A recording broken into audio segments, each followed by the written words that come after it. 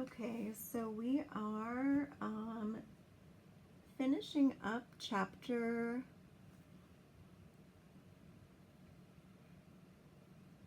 3 of drug interactions. And we are currently on page 65, and we're looking at the chart of additive side effects while looking at drug interactions.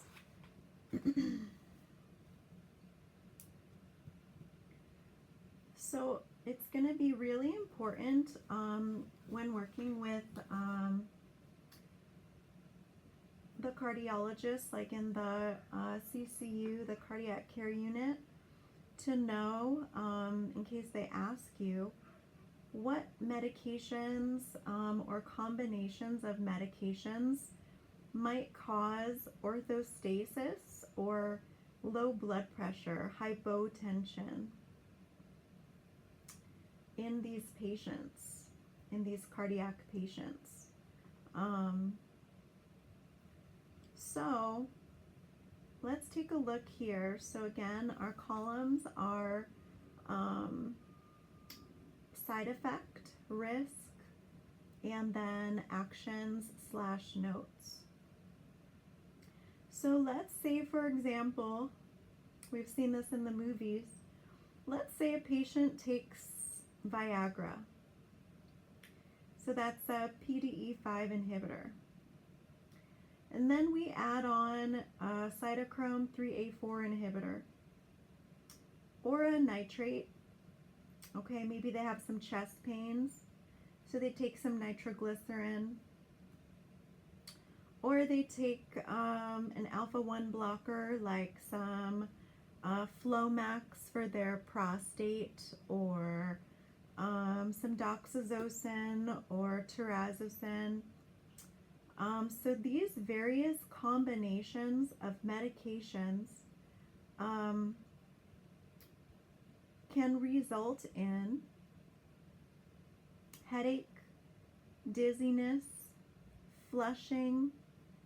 It can cause increased risk of falls and injuries. So again, when you combine like a PDE5 inhibitor with a cytochrome 3A4 inhibitor, you're going to have decreased metabolism of the PDE5 medication. So the PDE5 inhibitor, which would be like your Viagra or your Cialis, you're going to have decreased metabolism, which would be increased blood levels, which will cause increased side effects, which will mean these combinations are going to result in very low blood pressure. Okay? So again, your PDE5 inhibitors plus nitrates and alpha-1 blockers, they'll all together cause also vasodilation. So these additive effects will lead to low blood pressure, orthostasis, so when you go to stand up, you feel dizzy, okay? And it'll likely result, especially in maybe an elderly patient, it can result in dizziness, and maybe they could fall and break their hip. And so with nitrates, we have to warn patients of this severe hypotension that is likely to result, so this severe low blood pressure. And with nitrates, severe hypotension can cause, can actually cause chest pain. And it can cause cardiovascular events, which could be fatal.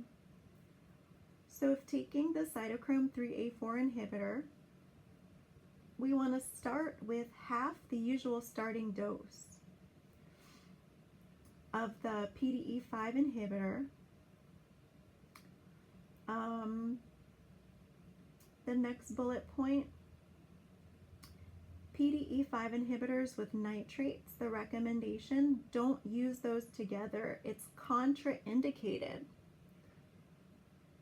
So check for use of sublingual nitroglycerin, PRN for chest pain in their med history.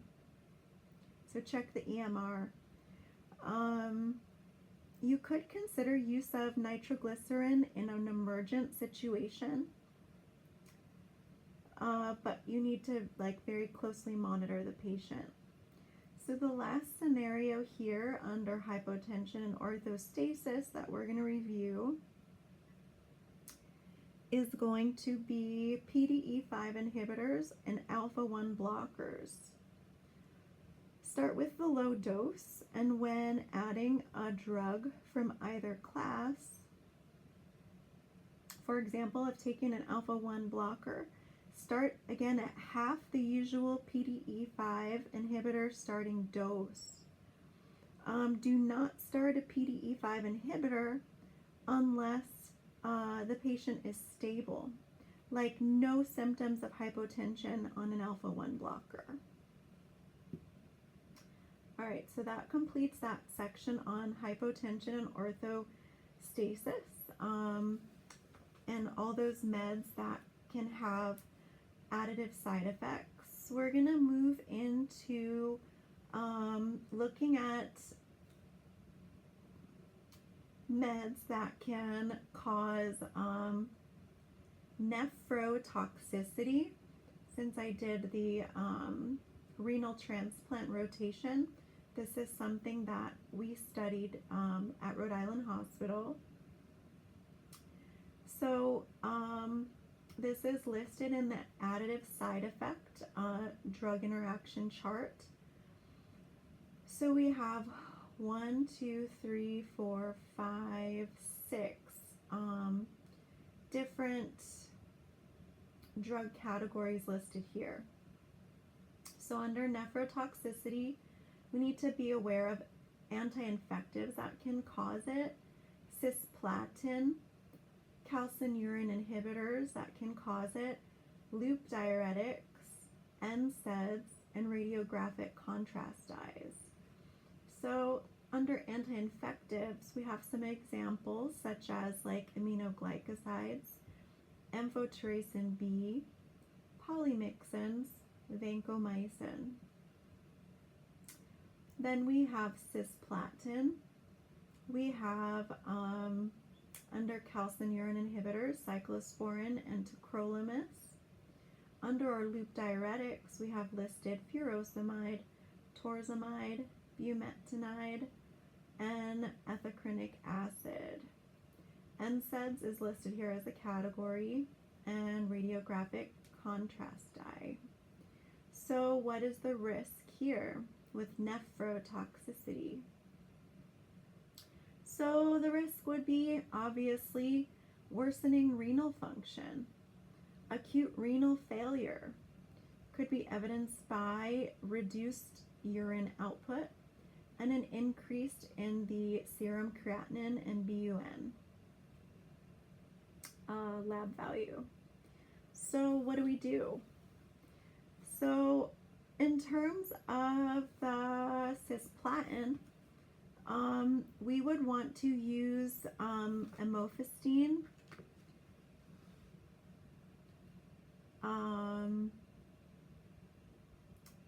or the brand name would be Ethiol to protect the kidneys. I'm sorry, I pronounced it incorrectly. Amifostine. It's printed really small. Amifostine or Ethiol to protect the kidneys. We want to maintain adequate hydration. Obviously, we all know that dehydration can worsen kidney function. We want to monitor drug levels. So, for example, aminoglycosides, vanco, tacrolimus, we need to monitor those levels as appropriate. Definitely, yeah, very important on those three medications.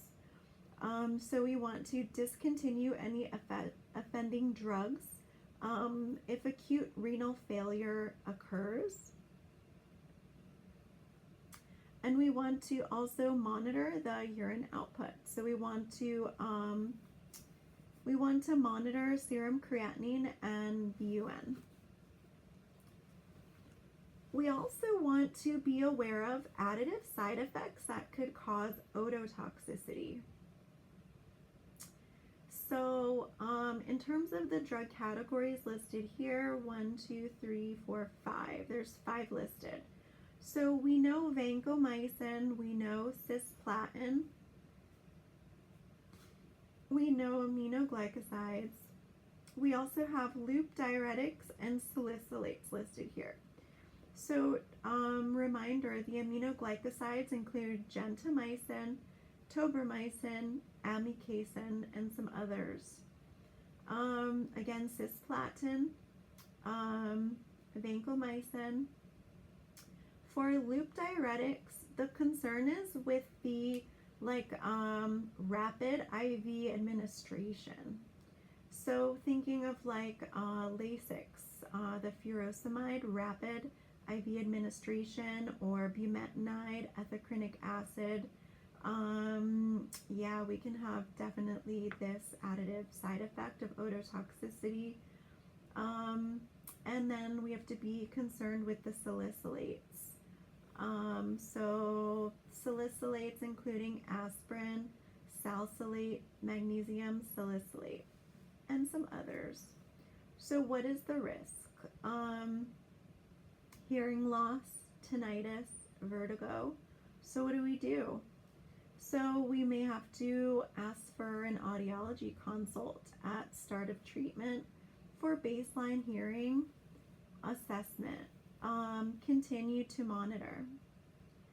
Avoid using multiple ototoxic drugs at the same time when possible.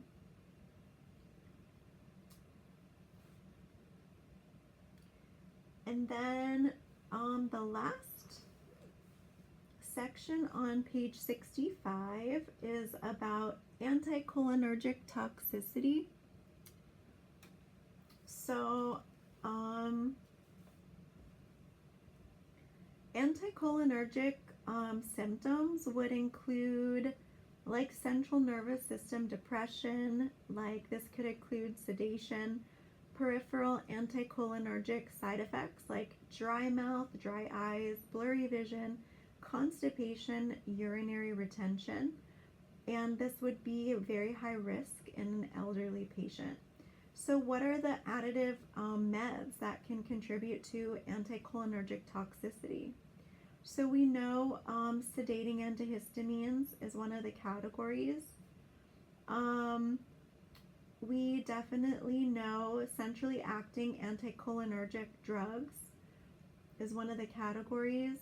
We know some of the common antimuscarinics, some of the other drugs like atropine and dicyclomine, and even some of the antidepressants and antipsychotics. One of the lesser known or often forgotten ones would definitely be, I'm going to circle it, muscle relaxants. So let's go through these. So to remind ourselves, for the sedating antihistamines, we'll do this one first. So we're going to look at diphenhydramine, brompheniramine, chlorpheniramine, doxylamine, hydroxyzine, cyproheptadine, meclizine. We're going to look at centrally acting anticholinergics like benztropine, trihexyphenidyl. We're going to look at antimuscarinics, the ones used for urinary incontinence, so like oxybutynin, darifenacin, talterodine. We're going to look at the others category, so atropine, dicyclomine, and belladonna is also here. We're going to take a look at, let's see, muscle relaxants. So included in muscle relaxants would be baclofen, crisaprotol, and cyclobenzaprine. The last section here would be antidepressants and antipsychotics. So definitely first generation antipsychotics, think Haldol. Definitely think tricyclic antidepressants, and definitely Paxil. So we went over symptoms, think dry mouth, dry eyes, constipation, urinary retention, blurry vision, CNS depression, sedation, peripheral anticholinergic side effects, as well as CNS side effects. High risk in elderly patients. So what should we do? Recommend alternatives to sedating antihistamines. Maybe give loratadine or fexofenadine, cetirizine. You could suggest saline nasal spray or drops that would clear allergens out of the nasal passages.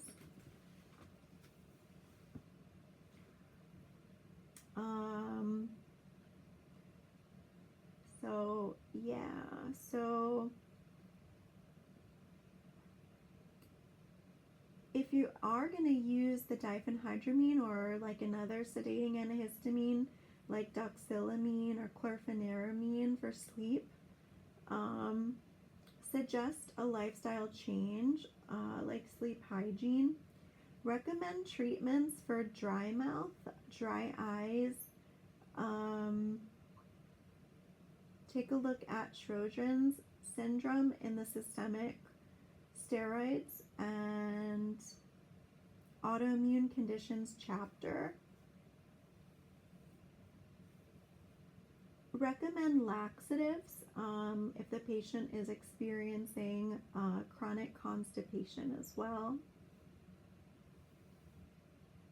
So we can take a look at the constipation and diarrhea chapter. And that is the end of page 65.